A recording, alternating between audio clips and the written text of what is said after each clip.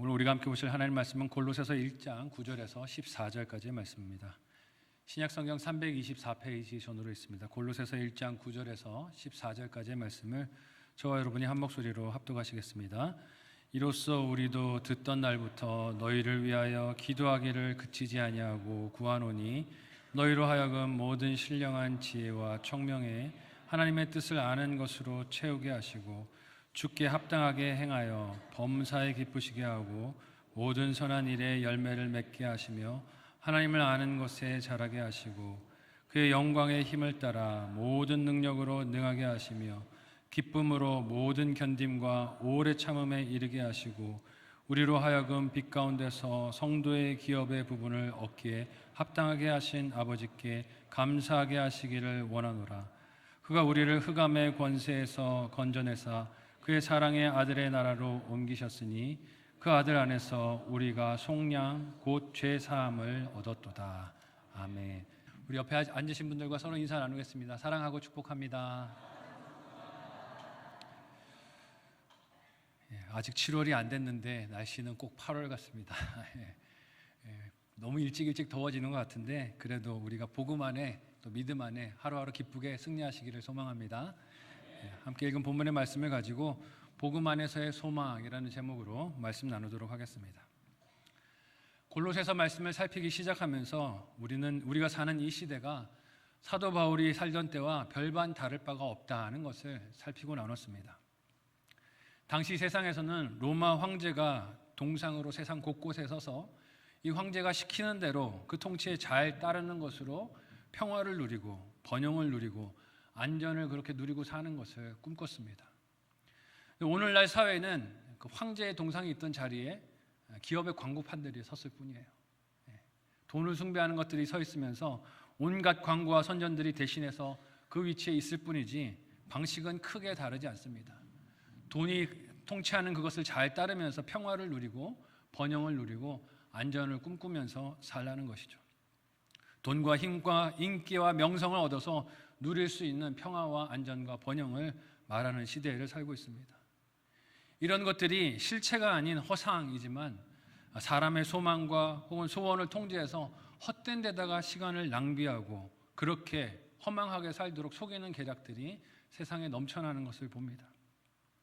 이런 속임수들과 유혹들은 단지 물건을 새롭게 사라고 소비를 부추기는 광고뿐만이 아니라 사람들이 살면서 만드는 문화나 예술이나 생각을 보이는 철학이나 가치관 속에도 쉼없이 스며들어서 드러나고 있는 것을 봅니다.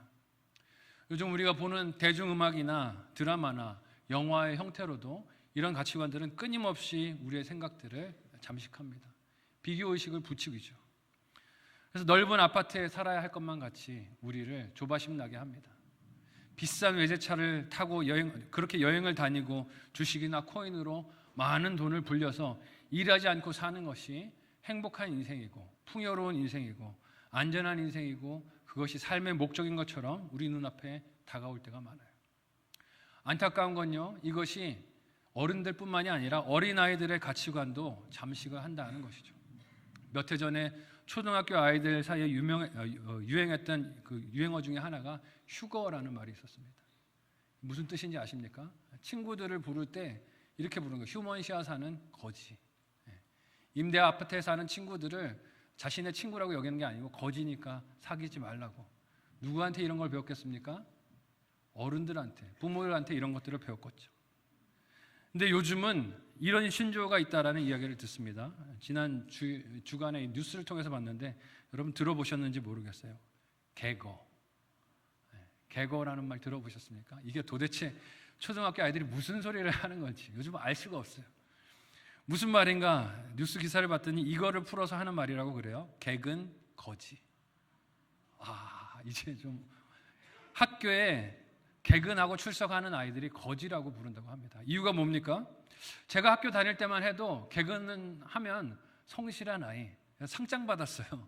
학교에 개근했다고 상장 받고 잘했다고 성실한 아이라고 칭찬을 받았는데 요즘 아이들은 학교에 개근하는 게 부끄러운 일이라고 한다고 합니다.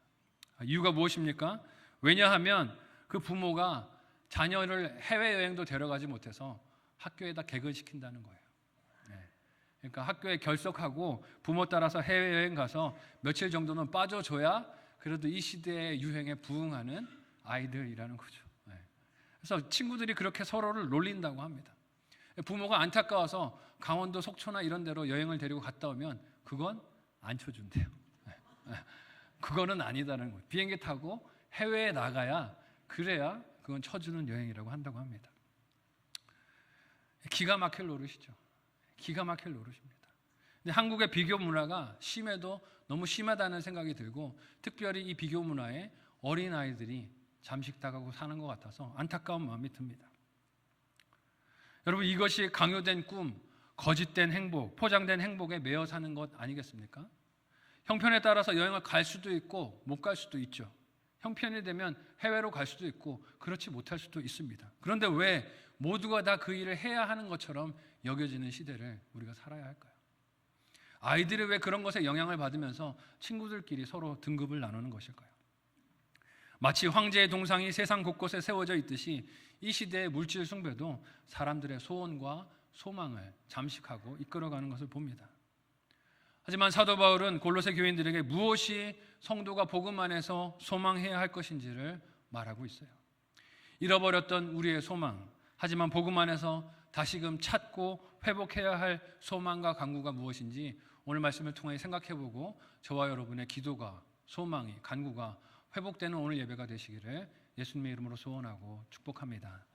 첫 번째로 믿음 여정의 완주가 성도의 참된 소망임을 잊지 않는 저와 여러분이 되시기를 바라요. 바울은 골로새 교인들이 복음 안에서 한 지체, 즉 가족이 되었다는 소식에 너무너무 기뻐했습니다. 뿐만 아니라 그들이 서로 사랑한다는 소식을 듣는 것으로 감사했어요. 지금 바울은 바뀐 것은 아무것도 없습니다. 로마 감옥에 갇혀있는 그 환경은 달라진 것이 없어요.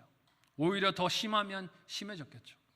하지만 바울이 증거한 복음이 살아서 성도들 안에서 움직이고 역동하고 있으며 또한 열매를 맺고 있다는 소식이 사도 바울로 기쁘게 했습니다. 갇혀 있어도 상관이 없다는 것이에요.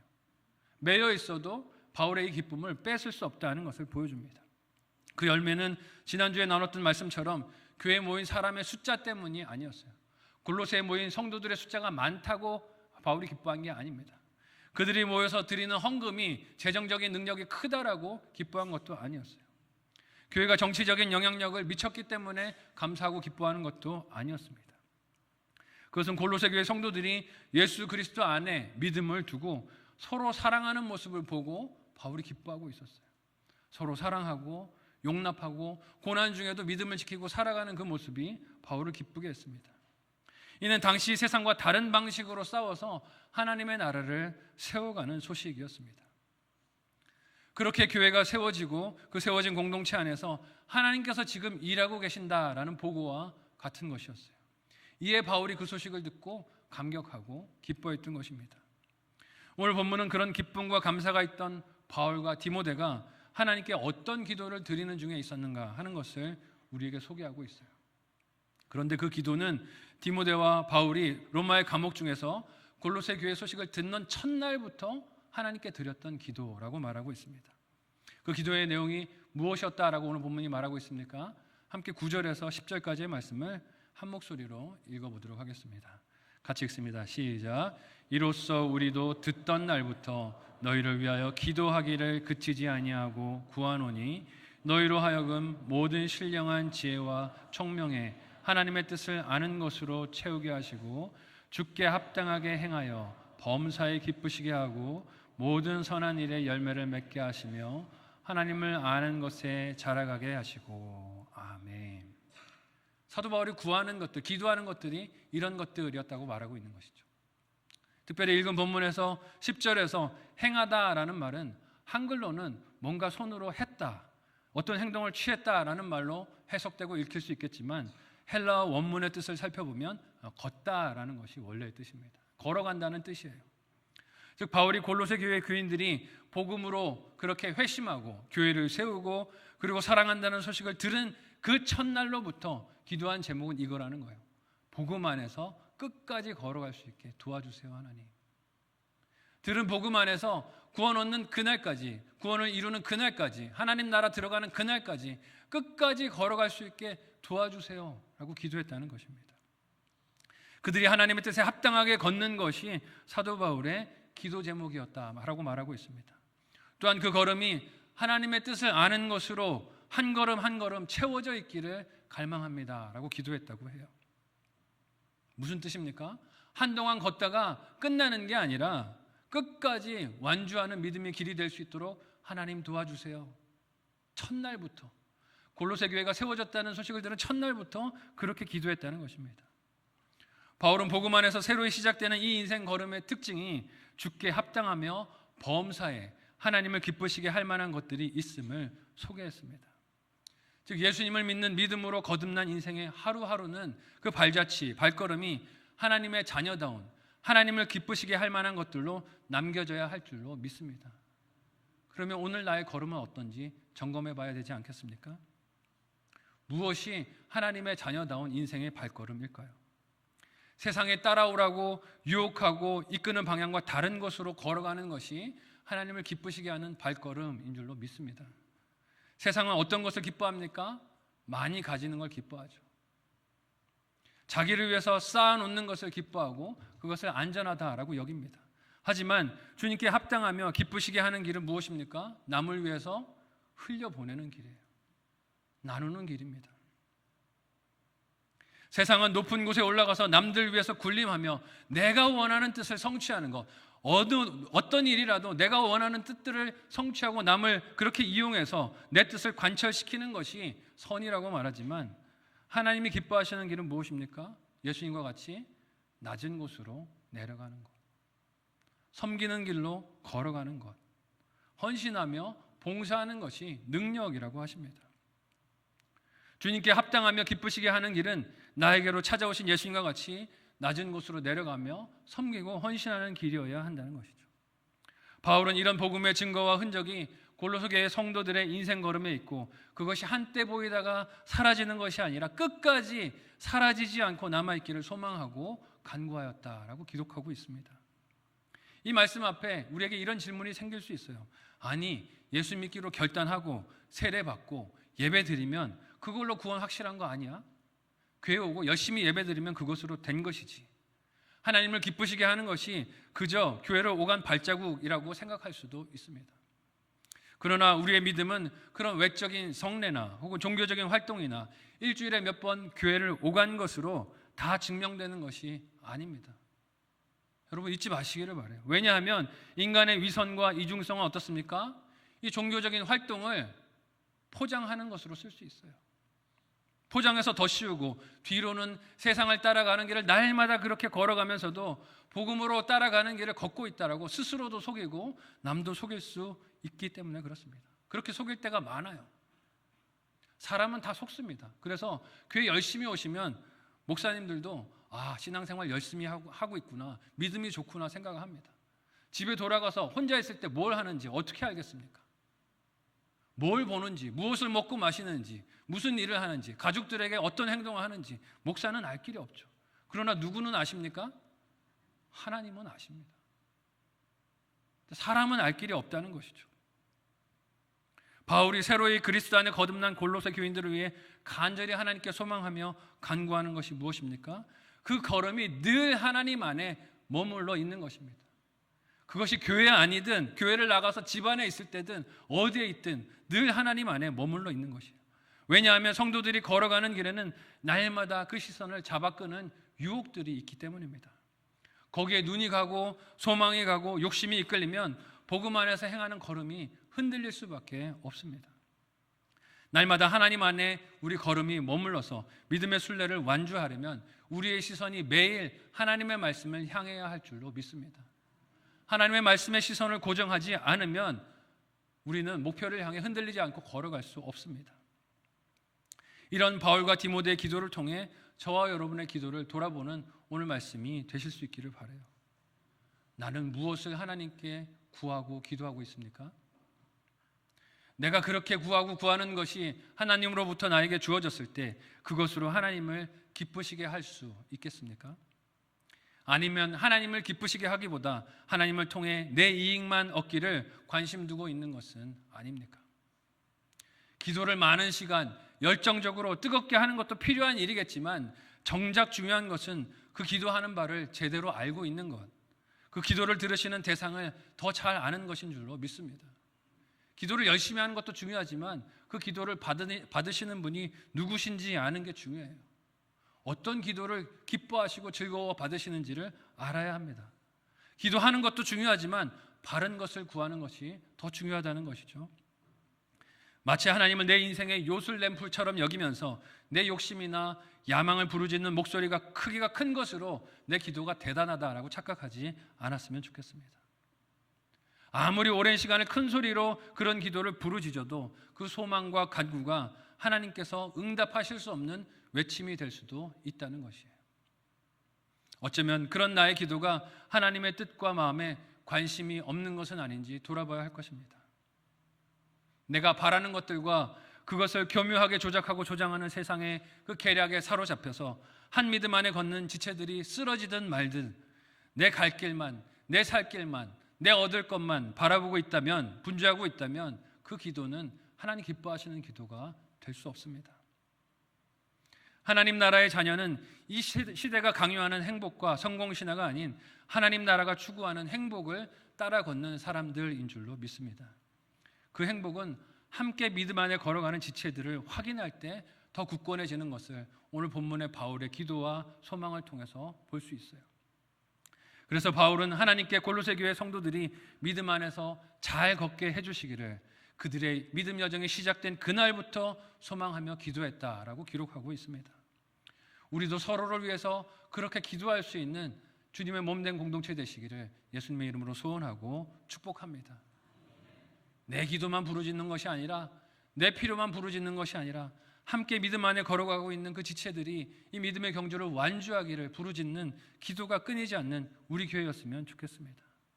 우리의 기도가 서로의 믿음을 나누는 지체로 시작된 이 믿음 걸음을 끝까지 완주하게 해달라고 부르짖는 간절한 기도가 되시기를 예수님의 이름으로 소원하고 축복합니다.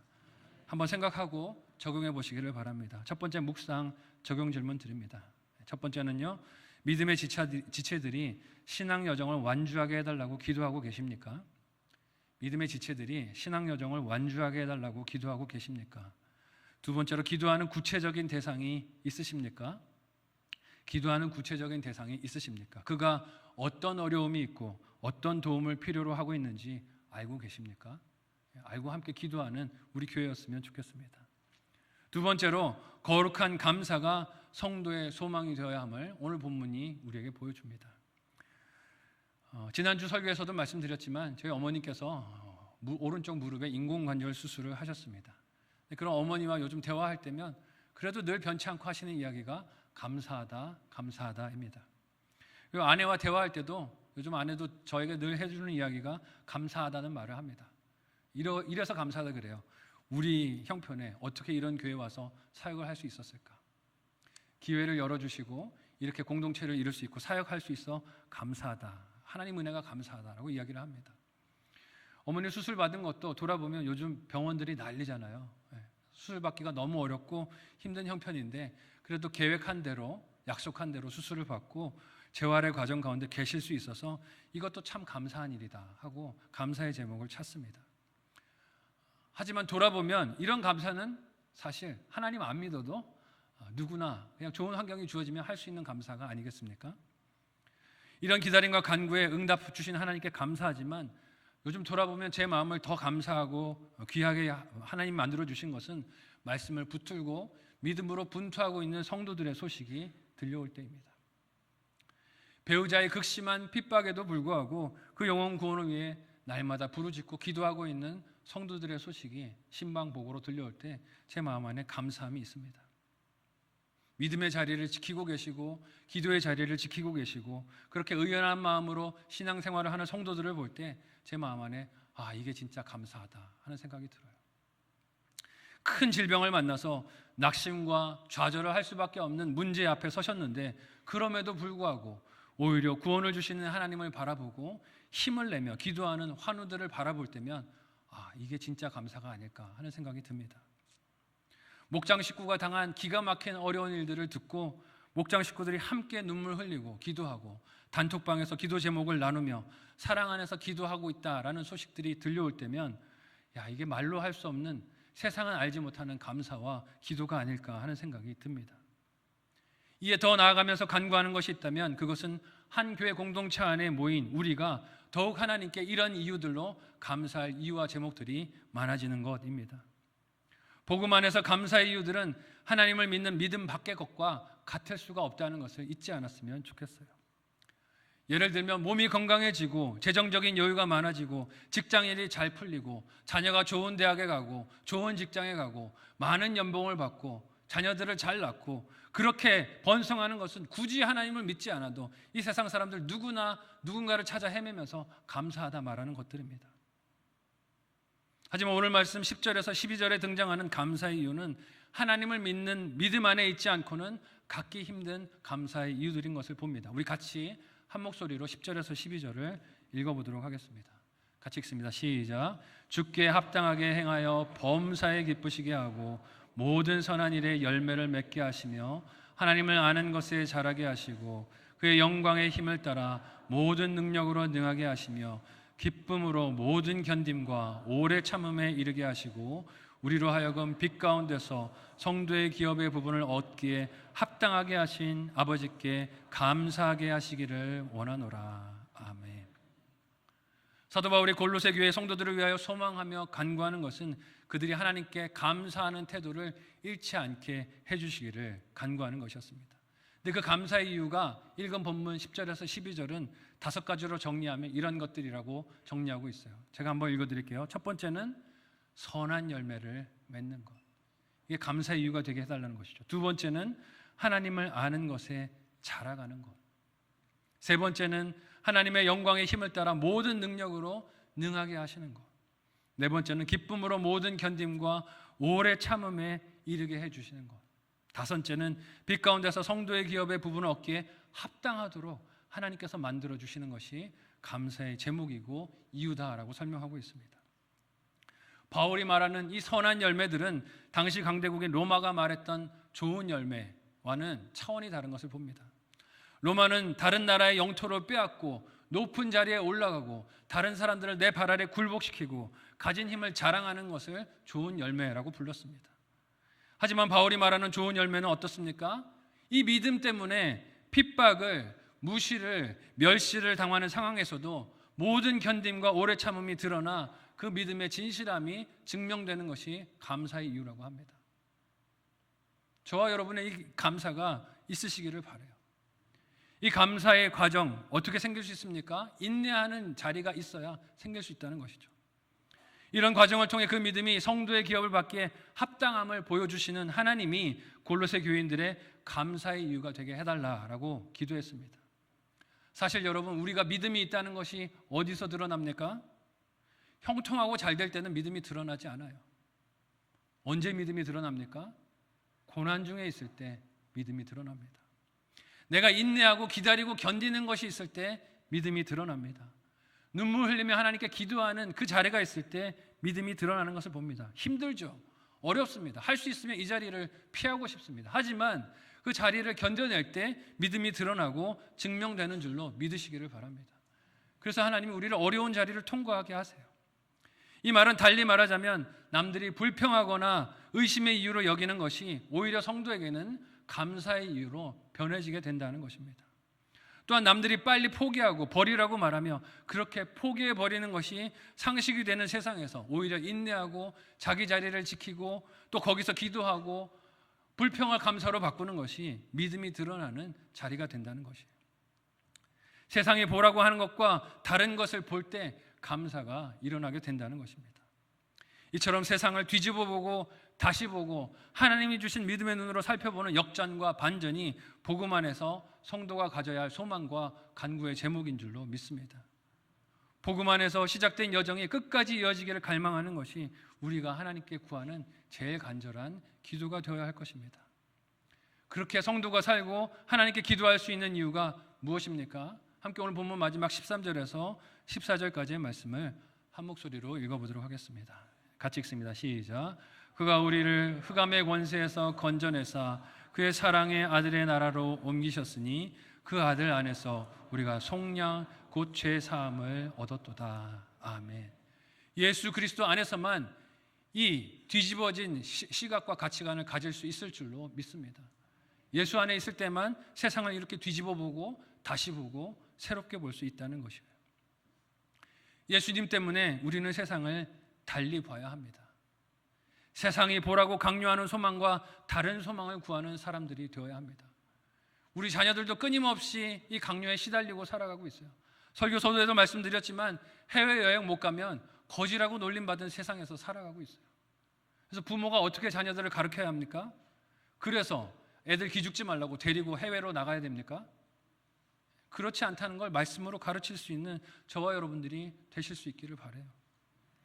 오늘 말씀을 대하고 읽으며 우리 모두가 예수를 믿는 믿음의 여정에서 끝까지 승리하는 하나님의 백성들이 되시기를 소망하고 축복합니다. 하나님께서 우리에게 세상과 다른 감사와 기쁨을 주시고 그것을 끊임없이 경험하고 성취해 가게 인도해 주실 줄로 믿습니다. 믿음의 눈을 들어 하나님의 말씀을 바라보면 세상이 보라는 것과 다른 것을 하나님이 우리의 눈에 보여주세요. 해외여행 가지 못해도 하나님께서 보여주시는 천하 만물의 아름다움을 보며 기뻐하고 감사하는 감격이 우리 안에 넘칠 줄로 믿습니다. 세상이 가지라고 하는 것을 갖지 못해도 하나님이 내게 주신 영원한 생명, 예수 그리스도의 생명이 내 안에 있는 것을 보고 충분히 자족하고 기뻐하는 즐거움이 우리 안에 넘칠 줄로 믿습니다. 그런 의미에서 여러분은 제가 하나님께 기도하며 간구하는 하나님 나라의 중요한 기도 제목들이십니다. 제 삶 또한 여러분의 그런 기도 제목이 되기를 소망합니다. 저를 위해서도 기도해 주세요. 목회 여정을 출발하고 가게 됐는데 하나님 허락하시는 그때까지 끝까지 잘 걸어갈 수 있도록 기도를 부탁드립니다. 제 힘만으로는 갈 수 없잖아요. 함께 기도해 주시는 성도들, 공동체가 있을 때 맡겨주신 이 역할을 끝까지 감당하게 될 줄로 믿습니다. 복음 안에서 서로 간구하고 소망하는 것들이 이 세상이 우리에게 강요하고 속이고 그렇게 우리에게 가져야 한다라고 말하는 것들이 아니라 하나님께서 우리에게 주기를 원하시고 그 아들의 보혈로 확증하시고 그래서 그 진리 안에서 꿈꾸게 하신 하나님 나라의 것들로 충만하고 넘쳤으면 좋겠습니다.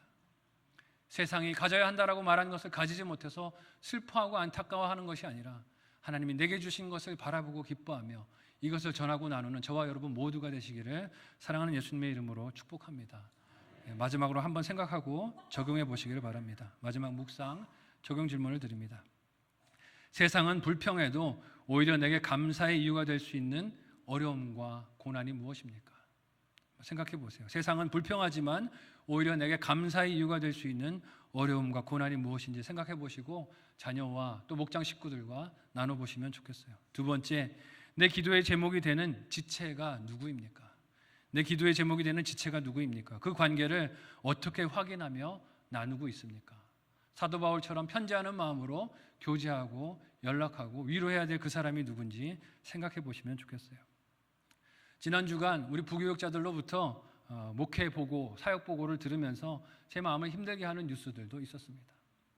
감사하고 기쁜 뉴스들도 있었지만 제 마음을 참 쿵 하고 떨어지게 하는 뉴스들도 있었어요. 특별히 지난 주간에는 건강 문제로 기도 요청을 하는 성도들의 여러 기도들이 있었습니다. 그 중에서도 젊은 나이에 새 가족이신데 아직 30도 안 되셨는데 신혼 부부신데 큰 질병으로 진단을 받으시고 병원에 입원하게 되셨다는 성도님도 계셨습니다. 병으로 인한 아픔에 나이에 많고 적음의 차이가 있을 수 없겠지만 저희 교회 오신 지 몇 주 안 되셨어요. 이제 막 하나님을 믿기 시작하셨습니다. 그래서 연약한 믿음이죠. 어린 믿음이고 하나님이 그 믿음 강하게 세워주시기를 원하고 기도하는데 이제 믿음을 가져보려고 등록까지 하셨는데 왜 이런 일이 찾아왔는지 제 마음에 두려움과 또 낙심이 밀려들었습니다. 마음이 복잡했어요. 근데 오늘 말씀을 준비하기 위해 읽고 다시 읽고 설교를 쓰면서 제가 이 상황에서 할 일은 원망과 불평이 아니라 소망을 안고 전하는 일이고 하나님의 변함없는 사랑을 그 돌보심을 바라고 위로하는 일이라는 것을 깨닫게 되었습니다. 오늘 말씀의 내용을 다시 곱씹게 되었어요. 그리고 하나님께서 그 성도님을 하나님의 영광과 힘을 따라 모든 능력으로 능하게 하여 주시기를 기도합니다. 투병의 여정이 길고 힘들겠지만 하나님이 견딜 힘과 능력을 주셨으면 좋겠어요. 기쁨으로 모든 견딤과 오래 참음에 이르게 하시고 빛 가운데서 성도의 기업을 받도록 하나님이 인도해 주시기를 기도합니다. 여러분들도 함께 기도해 주시기를 부탁드립니다. 하나님께 우리가 간구하고 기도하는 것이 이처럼 지체들의 믿음을 위한 것, 그 믿음 여정의 완주를 위한 것, 그리고 거룩한 감사가 넘치는 것들이 되었으면 좋겠어요. 목장 식구들이 모여서 목장 예배를 드릴 때마다 이런 기도를 하나님께 드리면 좋겠습니다. 이런 성도의 관계와 하나됨은 내가 죄인 된 것과 그럼에도 불구하고 놀라운 하나님의 은혜를 내가 입은 것, 하나님의 그 놀라운 값없는 은혜를 입은 인생 된 것을 깨닫는 감격과 감사가 있을 때 가능한 것임을 봅니다. 세상이 나를 평가하고 매기는 점수와 기준과 시선이 아니라 하나님의 말씀이 나를 바라보는 대로 바라보고 나를 사랑하고 남을 사랑하는 우리가 되었으면 좋겠습니다. 우리 사랑하는 자녀들이 세상이 바라보는 대로 스스로를 평가하고 보는 것 같아서 마음이 너무 아픕니다. 설교 서두에서도 나눴지만 이런 세상 속에서 우리 자녀들이 믿음을 어떻게 지킬 수 있을까? 부모 세대가 깨어서 기도하고 눈물을 흘려야 한다는 것을 돌아보게 되어집니다. 하나님과 말씀이 나를 보며 사랑하는 시선으로 나를 알고 남을 알며 나를 사랑하고 남을 사랑하는 성만의 모든 성도들이 다 되실 수 있기를 예수님의 이름으로 소원하고 축복합니다. 아멘. 우리 말씀을 기억하며 합심하여 이 시간에 기도하도록 하겠습니다. 기도할 때 하나님, 세상이 나에게 강요하고 있는 속이는 소원과 행복과 소망에 나의 마음과 시선을 빼앗겼던 것을 회개하오니 용서하여 주옵소서. 이 시간 그런 나의 사로잡힌 마음과 가치관을 하나님 회개하오니 용서하여 주시고 복음으로 시작된 우리 믿음의 여정을 끝까지 완주하는 소망과 간구를 하나님께 드리게 도와주옵소서. 내 곁에 믿음이 흔들리는 연약한 지체들이 있고 기억이 난다면 그 이름도 기억하면서 함께 이 시간에 그 지체들을 위해서도 간절한 마음으로 기도하도록 하겠습니다. 기도합니다.